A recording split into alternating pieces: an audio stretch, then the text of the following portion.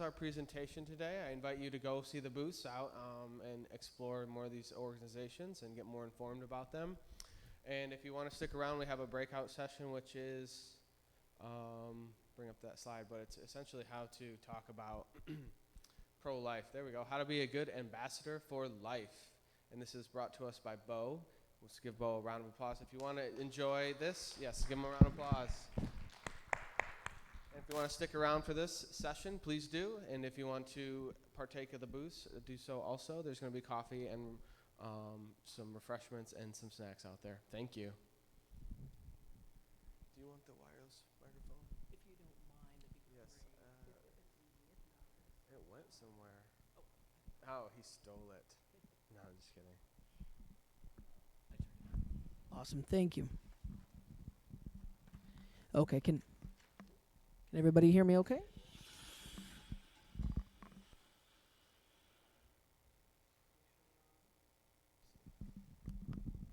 They're just going to turn it on up there. Okay, gotcha. Yep, we're good. Awesome. Well, I want to thank the Free Methodist Church for hosting this event, and I want to thank Micah and I want to thank Rob for bringing attention to Prop 3. Like you mentioned, we need to be talking about this, obviously, with our aunts, uncles, in-laws, co-workers. My heart today is to give you some tools to engage in those conversations well and effectively. So when you do speak to Aunt Harold and Aunt Sally, who might be pro-choice, maybe they don't even share your Christian worldview. I want to give you some tools today to talk with them effectively, winsomely, and help us to be good ambassadors for life. Because, ladies and gentlemen, this issue is not going away.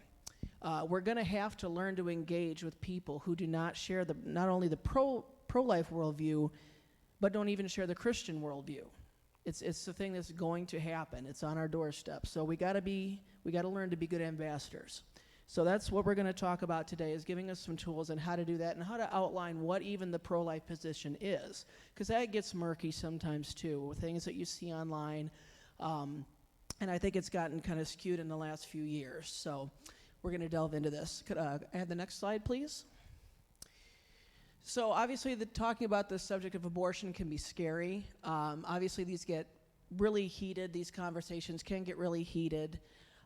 There's a lot of emotion on both sides that goes into it. And I'm going to stand over here, too, so I can just kind of get the information I need over here.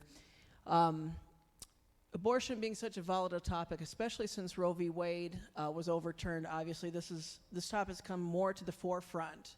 And again, it's not going to get any better. It's still going to be towards the forefront. So I come here with good news this afternoon.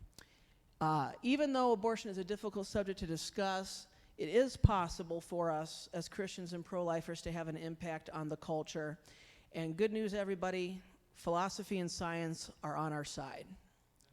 So that's the good news I come with today, that you can share the pro-life position. And obviously the Christian worldview is a pro-life worldview. You know, the Bible affirms the pro-life worldview. Oh, I'm good, man. Thank you. I can actually use that, but thank you. Oh, I apologize. I will come over here then. Sure, no problem. I apologize. We're good here. I think we got that. So, yeah, we can engage effectively, like I said, with people who don't share our worldviews. Science and philosophy are on our side. Could I have the next slide, please? So why is it important for us to get our response right to this issue?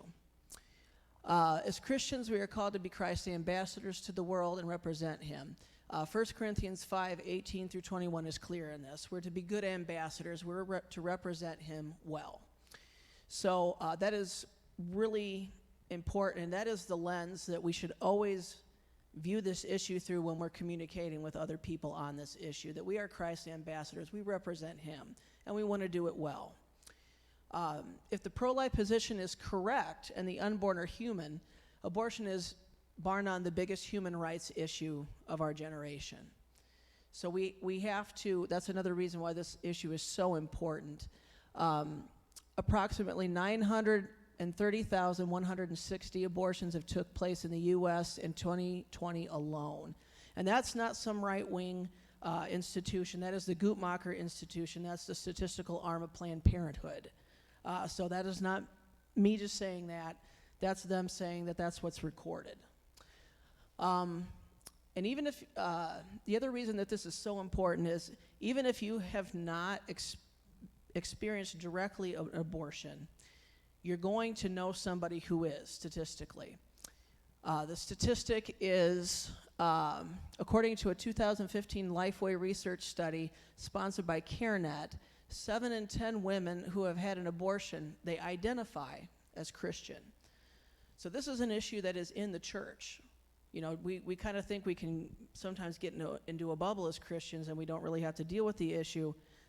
Ladies and gentlemen, that's not true. We have to know how to talk and engage with this issue well, because we're going to run into it. Could I have the next slide, please? So you might be asking, Bo, why are you talking about this? I'm a licensed insurance agent. That has absolutely nothing to do with this issue. So you might ask, why am I talking about this? And when I get that question, I always like to point to this picture. My wife already touched on this. This is my son Josh, my other son Sam, and my daughter Isabella. And all 3 are adopted, and they are amazing kids. I put their picture up because each of them was born into a very, very hard situations, really just heartbreaking situations, each one of them. And obviously I don't know for sure, but odds are in each of their situations, their mother probably had at least one person, again, I don't know for sure, but I can almost bet there was one person in their life that said, you've already had other kids, this is too much of a financial burden, you shouldn't go through with this pregnancy. And the thought of them not being here is just a thought that makes me cringe every time I think about this issue. That is why this hits hard to, hits home to me. So that's why I like to talk about it. Could I have the next slide, please? So here's some practical dialogue tips when we're discussing the issue of abortion. One is to take stock of how you view the person that you're talking through. A lot of institutions like Equal Rights Institution, even Life Training Institute, when they've engaged with people on this subject, a lot of pro-choicers, there was a common thing that they said, and they said that when pro-lifers talk to them, sometimes it comes across as the pro-choicer is their project. They've kind of made it their mission to convert them. They feel like they're just a kind of a notch on their belt, you know, kind of a challenge. So please, when we engage people like that, take stock of the mindset and how you view this person. We also need to view them as a child of God, the pro-choicer that we're talking to, because they are. So just, again, I'm giving us a lens to look through as we engage this issue. The other thing is we need to attack arguments, not people. Ephesians 6:12, we wrestle not against flesh and blood. Most of us are familiar with that verse. So behind every pro-choicer that, this is really easy to say, but when you get into a heated argument, you know, when you're getting into an argument or a pro-choicer is coming up in your face, I say this because, like I said, it's easy to say, but we need to really remind it that behind every pro-choicer that's getting heated with us or that we're frustrated with, we're dealing with a spiritual battle, not just a person.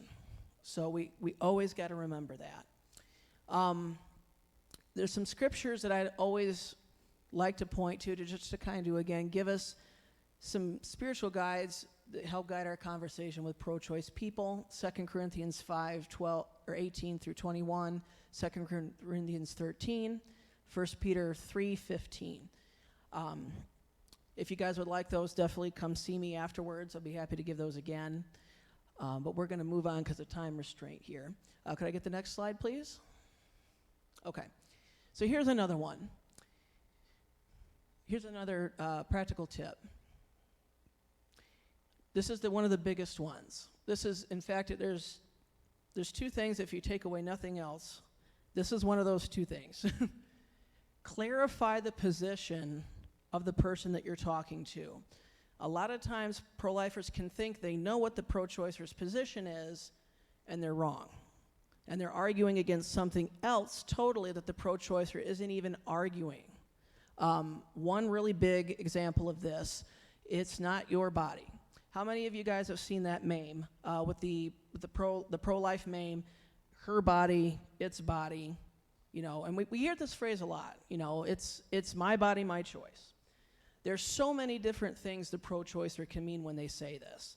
And every place that I'm citing, Equal Rights Institute, I know Trent Horn and his work, when they engage pro-choicers, most of the time when somebody says, it's my body, they don't really think that the unborn is actually a part of their body, and they don't think they're the same body. What they're trying to say is they think that even if the fetus is a different body, it's still the weight of the pregnancy and the imposition of the pregnancy outweighs the fetus's right to life. That's what they're trying to argue. They may not even be able to express that well, the pro-choicer, but that's what they really mean. So we need to engage with that objection. So just something to think about. Can I get the next slide, please? Another one, agree with the person when you have genuine common ground. It's okay. So you hear a lot of people, like if a pro-choicer says, I don't want children born and have to go through the adoption system and the foster care system, I don't, it's awful, why would you want them to be in that? We can as pro-lifers think that that's a weak argument, but we can agree with them that maybe the foster care system needs some change. That some of these kids have a hard time, and our hearts can break with them on that. We can say, hey, I agree with you. Some of the things that happen in foster care, they're heartbreaking. That bothers me too. Sometimes I think as pro-lifers, we feel like if we concede any ground at all, then we're giving away the argument. It's not true. Our position can still be true. And it can still also be true that this other thing needs to be fixed too. So sometimes when we think if we agree with someone on one thing, and we kind of touched it, we are conceding that we agree. So let's try to get that idea out of our heads.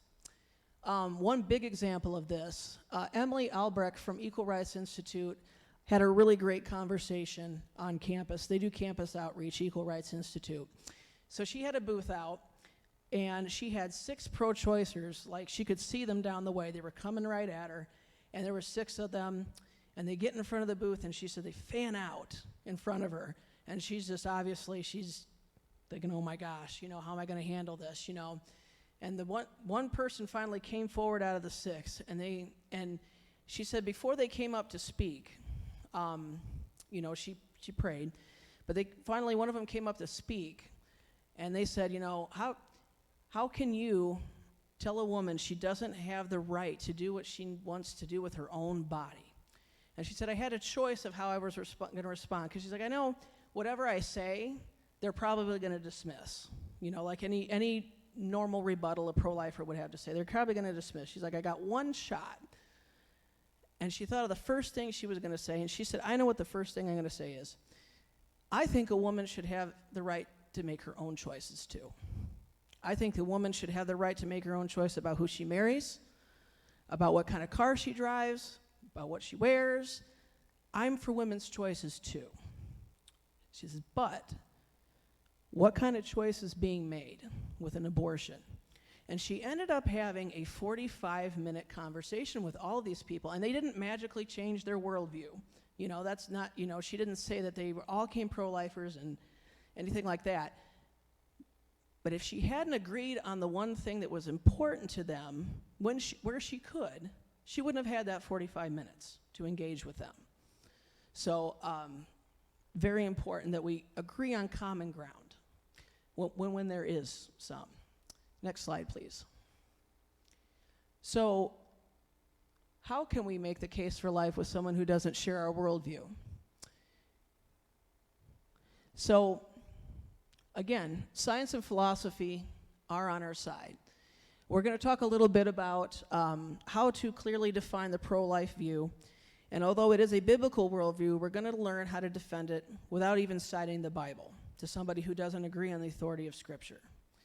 Can we have the next slide, please?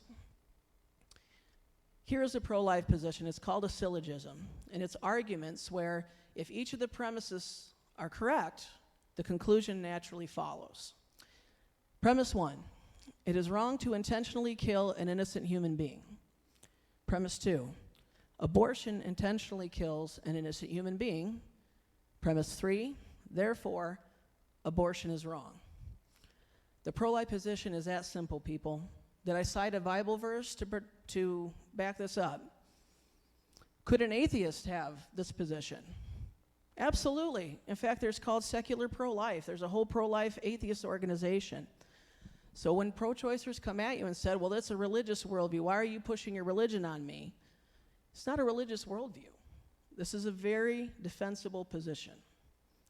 Can I have the next slide, please? To give you a little bit of an idea of where the culture is at, this is an article probably about 3 years ago that came out. This is to give us kind of an idea of what the culture we're kind of dealing with when we talk about this issue. This is a article that said, inside a country where Down syndrome is disappearing. And you might think, oh, great. There's been a medical revolution. Somebody's come up with a new treatment. You may think, great. Well, if you read a little bit further, this is a little bit more disturbing. There was prenatal screening tests that could detect Down syndrome in the unborn, and basically Sweden's abortion rate for Down syndrome children almost reached 100%. And that's how they made Down syndrome disappear. And this is a quote from somebody in the country when they were talking about this issue. We don't look at abortion as a murder. We look at it as a thing that we ended. We ended a possible life that may have had a huge complication, preventing suffering for the child and for the family. And I think that it is more right to see it as it is more right than seeing it as a murder. That's so black and white. Life isn't black and white. Life is gray. This is kind of the turf that we're dealing with when we try to present the pro-life position. Can I get the next slide, please? So most people view abortion as a preference choice, like chocolate or vanilla. You prefer chocolate? I like vanilla. Don't force your choice of chocolate on me. Pro-life advocates, we believe that abortion is objectively wrong. Regardless of our opinion, regardless of your opinion, we believe that it is objectively wrong all the time. Greg Kokel has a great quote that I wanted to share. If the unborn is not a human being, no justification for abortion is necessary. However, if the unborn is a human being, no justification for abortion is adequate. Can I have the next slide, please? So, first thing we need to be clear on is, what is the unborn? That is the question we always need to bring the conversation back to. To give a good analogy, with that quote from the article, she said, we don't look at it as murdering, we look at it as a thing we ended. What does that presuppose? What question does that kind of skip right past? What is the unborn? Before we answer the question, can we kill it? What question do we need to ask first? What is it? You would never tell your son, if you were under the sink and fixing your sink and you couldn't see what your son has, but if he comes up to me and he says, like, Daddy, can I kill this? Depends on if it's a cockroach, depends on if it's another person, right? You're going to ask them, what is it? So let's be very clear on what the unborn is. The unborn, from the moment of conception, is a distinct, living, whole human organism. It's not something that's put together like a Corvette. You put a bumper on it, you put a tire, you put a steering wheel, and then eventually you get a whole Corvette. Embryology doesn't work that way. From the moment of conception, you have a distinct, living, whole thing. Now, there might be debate on the worth of that thing, but what it is not in question. The science on it is very clear. It's not a clump of cells. Again, it is formed from within. The law of biogenesis teaches us that if the parents of the living organism are both human, it logically follows that the fetus is human. You can have a dolphin fetus. You can have a dog fetus. A fetus is a stage of development, not a thing that you label. So we know that the unborn is human. Can we get the next slide, please? Common objections that skip over the unborn's humanity. And again, at most of this when you talk about this, a lot of time the objections skip right over this question about what is the unborn. Common ones. Children will be born into poverty and abusive situations if abortion is made illegal. The foster care and adoption systems are broken. We kind of touched on this a little bit.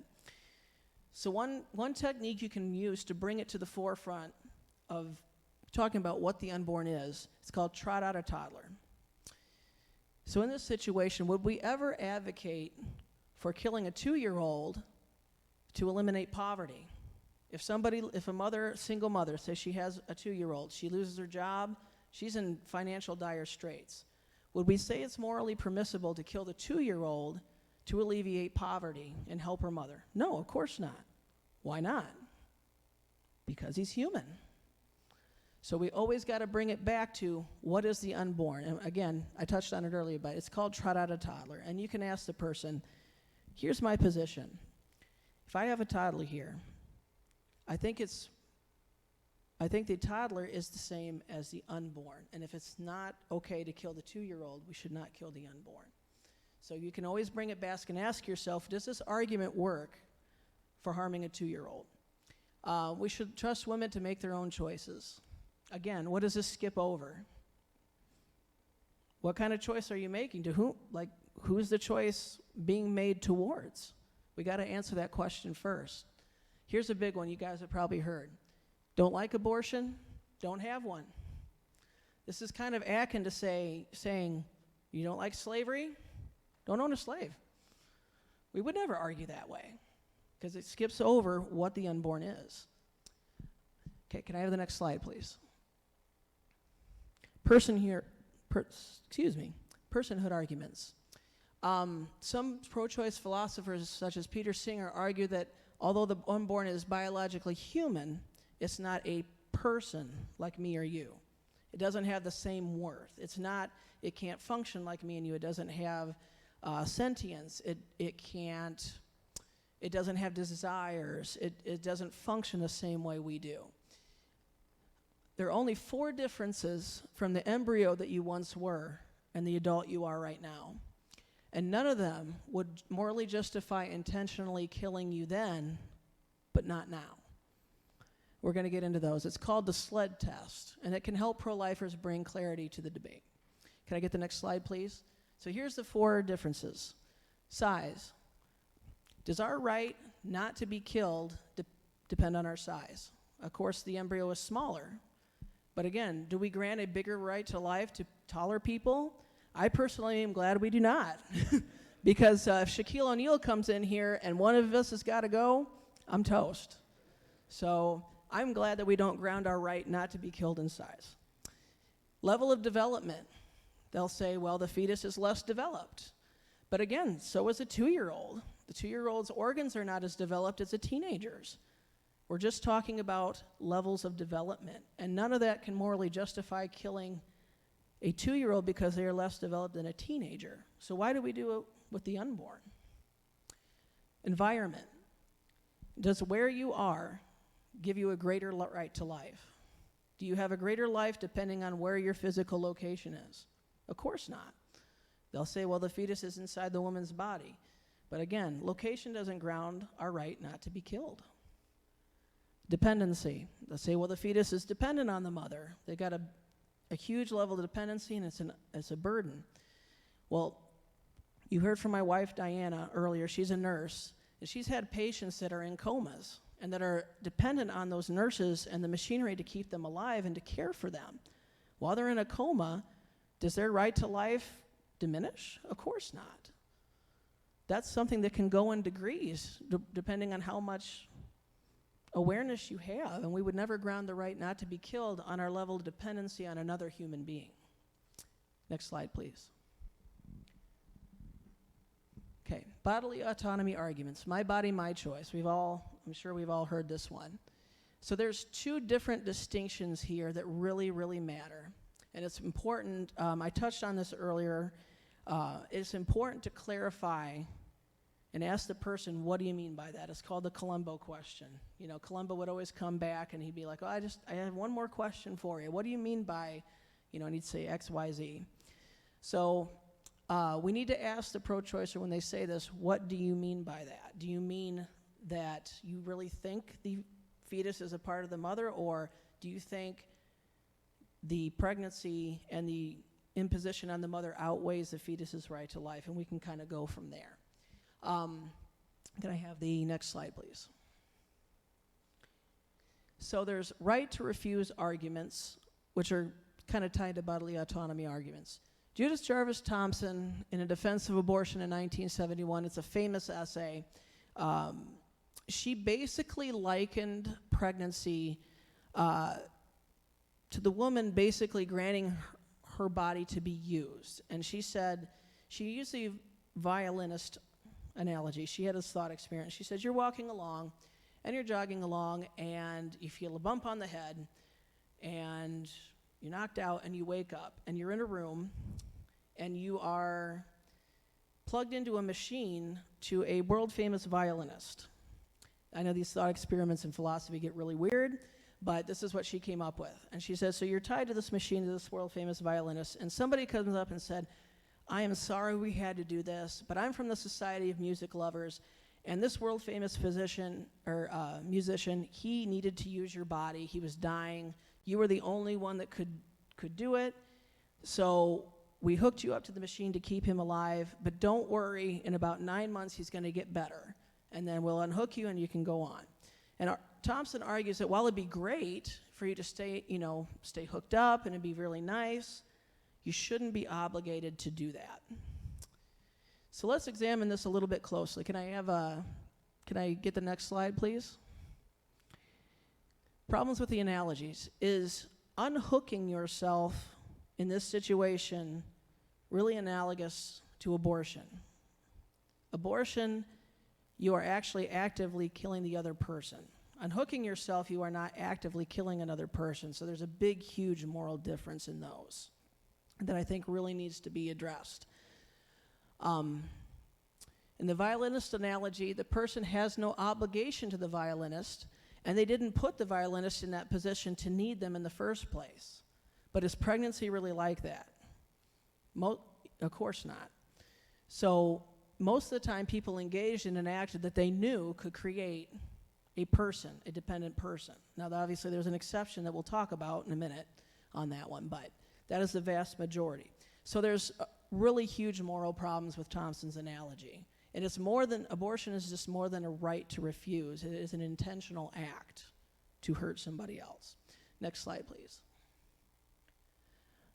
So the sovereign zone arguments, this is a lot of probably what you hear in the media, my body, my choice. They mean, sometimes when people say this, they mean that anything inside the woman's body, it's a sovereign zone. They should have complete control over what happens. Like there's no interference, you don't have the right to interfere. But this is actually a pretty extreme position when you investigate it a little bit further. If somebody says this, one response is, do you really believe that there should be absolutely no restriction on what a woman can do with her body? What if, you can ask them, what if a woman gets an abortion because they wanted a girl, but it ended up being a boy? Their body, their choice. If they object to that and they say, well, no, they shouldn't be allowed to do that just because of, they wanted a different sex of the baby, but the woman's body can't be controlled if there's no restrictions.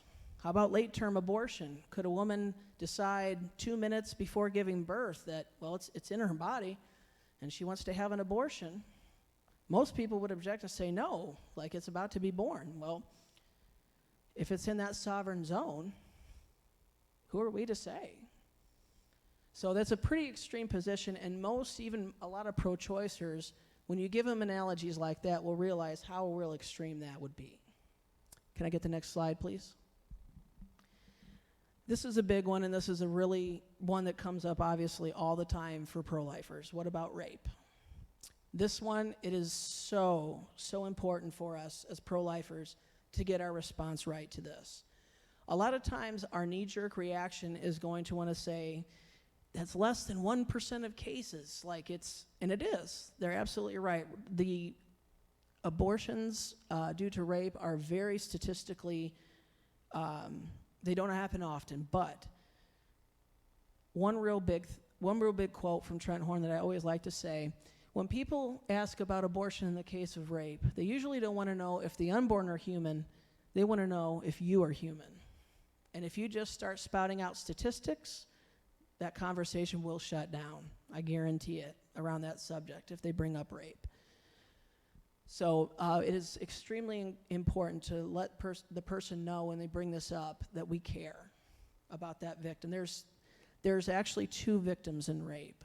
There's the woman and the unborn. If there is a child produced in that, they are as much a victim as well, and it's a horrible situation. And we need to start off this conversation with our hearts grieving and recognize, even talking with that pro-choicer that says, my heart grieves for that woman too. And it is not okay. However, here's some things that we can consider when dealing with the question of rape. Should the child be given the death penalty for the crimes of the father? We mentioned that there's two victims in rape. And in any other case where something bad has happened, we would never punish the victim for the crimes of another person. And I would argue that doing that to the unborn is not a good solution to these tragic situations. We touched on this, how should society treat victims of rape? Of course, so again, we come alongside both victims and we end that cycle of abuse that's already happened. There are usually two types of people who bring up abortion in the case of rape. There's a genuinely conflicted person who just wants to make you look uncaring and wants to use the marginalized cases to justify abortion in all cases. So you're going to get probably two different kinds of people when they ask. Some people are genuinely morally conflicted. They're really struggling through this. But then you get people who just want to go on a rant and they don't, they're just trying to make you look bad. So just keep that in mind, and obviously you kind of deal with those situations differently. So that is all I have for this afternoon. And again, I just want to thank the Free Methodist Church and Micah again for putting this great event on. Thank you so much. Thank you, Bo. Thank you. Thank you, everyone, for coming. That's the end of the event for today. Please feel free to check out the booths again and have some